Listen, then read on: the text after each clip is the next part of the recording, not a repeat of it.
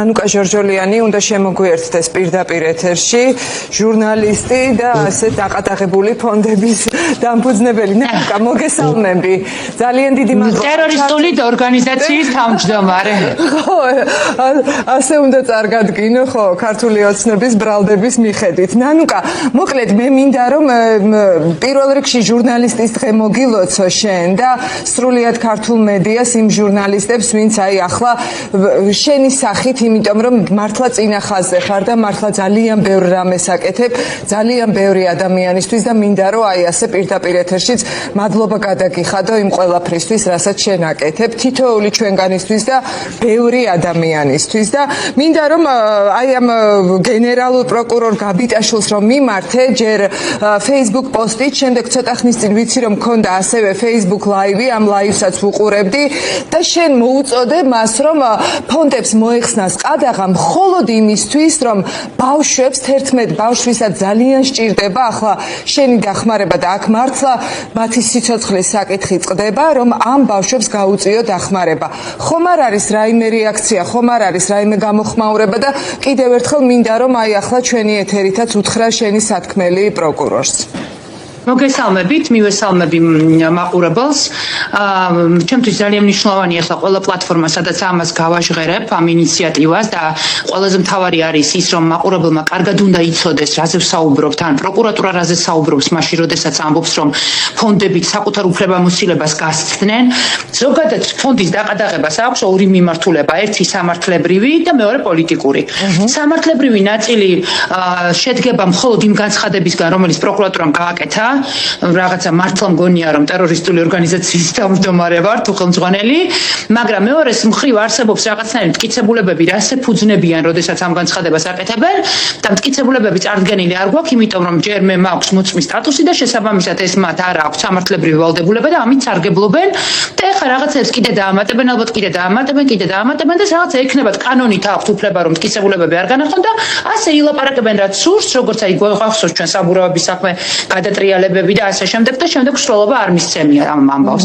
და არის მეორე საკითხი პოლიტიკური კონტექსტი. რაზეც საუბრობენ პოლიტიკოსები, მამუკა მდინარაძე, ხალბატონი წილოსანი, იქ ირაკლი კობახიძე, რომ ხდებოდა პატიმრებისთვის ჯარიმების გადახდა, ასევე პატიმრების ოჯახის უბრალოდ არ მხოლოდ ანუ აქციის მონაწილეებისთვის იქ ნახსენებია. ფინანსებდი თითქოს. კი.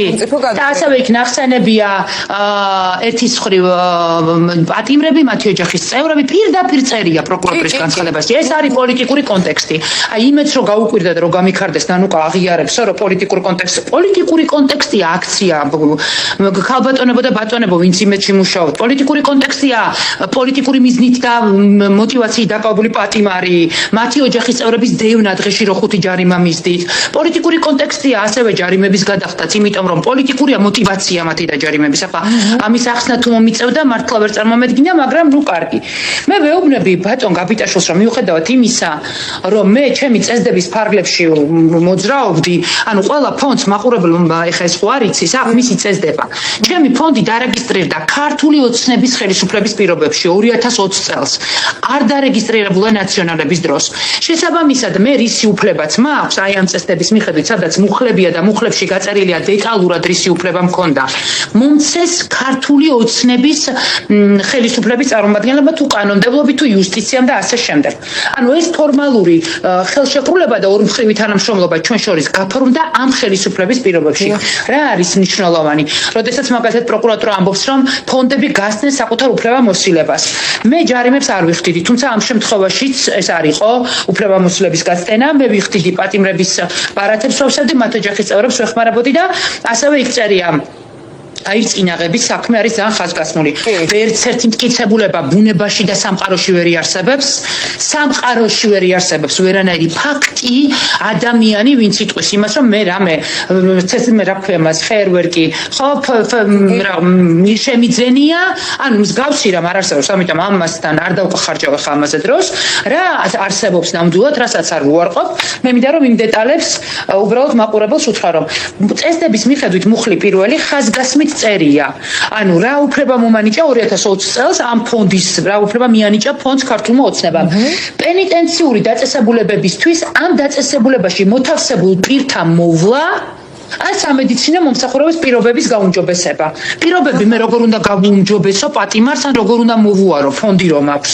თუ არ ჩავურიცხე ის თანხა ფინანსური ეს კი ბატონო რა თქმა უნდა, როდესაც ფონდს, როდესაც ფინანსურ ორგანიზაციას აძლევ იმის უფლებას, რომ პატიმარს მოუაროს, პირობები გაუმჯობესოს.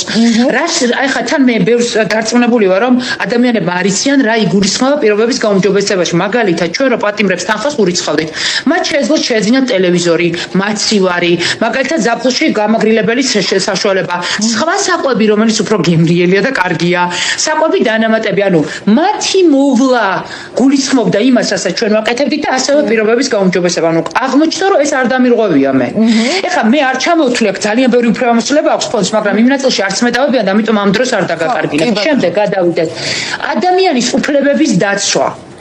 ადამიანის კონსტიტუციური უფლებაა დაცვა საკუთარი ქვეყნის თავისუფლების, სიტყვის თავისუფლების გამოხატვის ანუ უამრავი ჩამოვთვლი ახლა მე უამრავ მიზეზს და ამავე კონტექსტში მიწერია დემოკრატიისა და სამოქალაქო საზოგადოების განვითარება.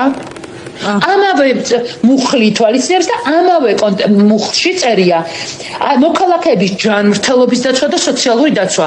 ანუ სოციალური დაცვის უფლება რომ მქონდა, მე მქონდა უფლება რომ პატიმარს, პატიმრის ოჯახს, რომელსაც სახლში ცხელი წყალი არ ქონდა მისთვის დამეყენებინა? ხო, ზუსტად. ან მაგალითად პატიმრის მოგვარებას ხმარდებოდა ის თანხა, რაც შემოდიოდა ფონდში, ხო? ან მაგალითად, როდესაც მეუბნება რომ მე მოქალაქის ჯანმრთელობის დაცვის უფლება მქონდა, როგორ მიკრძალავენ აირწინაღის შეძენას? როგორ მეუბნებიან რომ მაშინ როდესაც აირწინაღი ჯერ აკრძალული არ იყო კანონით, მე რამე კანონი დავარღვიე.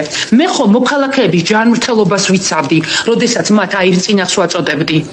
ერთადერთი შეიძლება მითხრან რომ საწვიმარი რა იყო, აი რა წვიმისგან იცავდი, შეიძლება, არ ვიცი, არამიზნობრივ ხარჯვაში ჩამითვალონ, ესეც სადაუა.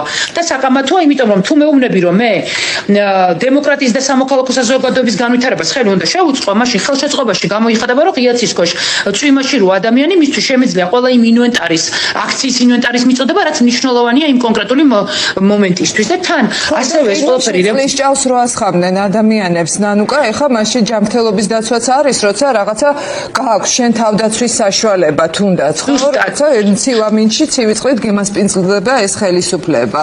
ზუსტად, ანუ აღმოჩნდა რომ ჩვენი ფონდი და არც ერთი ფონდი დარწმუნებული ვარ, ამიტომ უბრალოდ ეხა მე ჩვენი ფონდის ნაწილზე ვსაუბრობ.